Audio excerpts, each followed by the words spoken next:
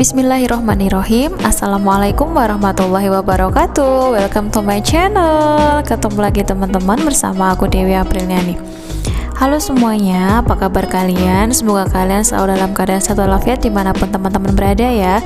Nah, di video aku kali ini aku akan membahas tentang materi seleksi kompetensi dasar. Di sini aku akan berbicara tentang kisi-kisi, kemudian jumlah soal dan passing grade-nya.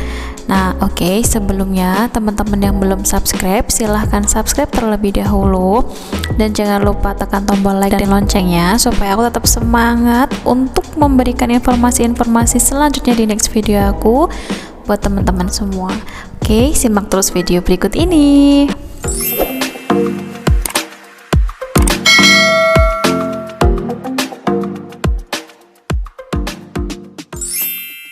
Oke, teman-teman, di sini seperti yang aku bilang tadi, aku akan membahas tentang materi dan kisi-kisi seleksi kompetensi dasar. Di sini bersumber dari Keputusan Menteri Pan-RB nomor 1023 tahun 2021. Teman-teman, di sini aku akan bahas poin-poinnya aja karena kalau aku bahas secara rinci akan membutuhkan waktu yang lama. Jadi teman-teman bisa melihat atau membaca selengkapnya di Keputusan Menteri Pan-RB nomor 1023 tahun 2021 gitu ya teman-teman. Nah, di materi SKD ini terdapat 3 komponen materi. Yang pertama biasa disebut dengan TWK, yaitu tes wawasan kebangsaan, ada TIU atau tes intelijensi umum, dan TKP, tes karakteristik pribadi. Oke, kita bahas satu-satu mulai dari TWK. Tes wawasan kebangsaan. Di sini ada 5 poin materi yang akan keluar dalam ujian, yaitu yang pertama nasionalisme, integritas, bela negara, pilar negara, dan bahasa Indonesia. Kita lanjut ke materi TIU atau tes intelijensi umum. Di sini ada 3 komponen materi ya teman-teman, dan di tiap komponennya juga ada materi di dalamnya. Yang pertama yaitu kemampuan verbal. Kemampuan verbal di sini meliputi analogi, silogisme, dan analitis. Yang kedua yaitu kemampuan numerik yang terdiri dari berhitung, deret angka, perbandingan kuantitatif, dan soal cerita. Kemudian yang ketiga yaitu kemampuan figural, terdiri dari analogi, ketidaksamaan, dan serial. Yuk lanjut ke materi TKP. Di sini ada 6 komponen. Yang pertama pelayanan publik, jejaring kerja, sosial budaya, teknologi informasi, profesionalisme, dan anti radikalisme. Nah, itu tadi ya teman-teman tentang materi SKD CPNS beserta kisi-kisinya.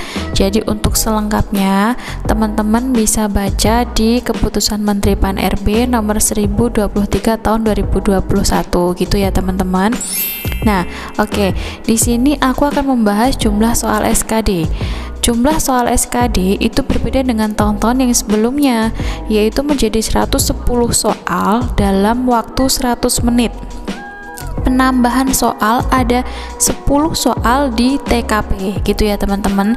Jadi di TWK itu 30 soal, di TIU 35 soal, dan di TKP menjadi 45 soal.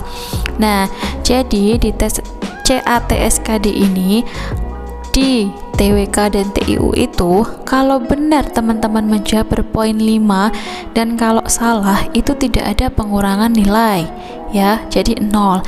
Beda dengan TKP. Kalau TKP itu di setiap multiple choice jawabannya itu punya range nilainya masing-masing dari 1 sampai 5. Jadi usahakan teman-teman itu menjawab di poin yang terbesar, yaitu di poin kelima.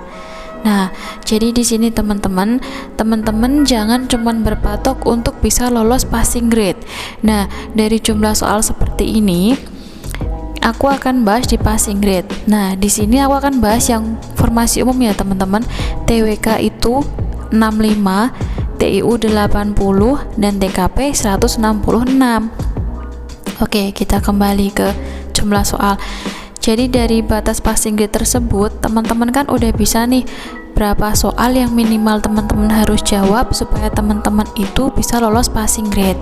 Nah, jadi teman-teman jangan cuma pengen lolos passing grade aja, dan itu belum aman karena teman-teman masih harus melewati rankingan. Jadi usahakan dalam belajar kalian harus termotivasi gimana caranya lolos passing grade dengan skor yang tertinggi, itu yang terbaik gitu ya teman-teman. Nah, karena ada penambahan soal, otomatis waktu juga bertambah, tapi cuma 10 menit gitu ya teman-teman. 110 soal 100 menit. Nah, untuk teman-teman gak usah panik dan gak usah bingung, insya Allah teman-teman pasti bisa melewatinya. Dan jangan lupa, aku udah menyiapkan tips dan trik cara belajar dan pada saat mengerjakan tes SKD. Teman-teman bisa review di video-video aku sebelumnya gitu ya teman-teman.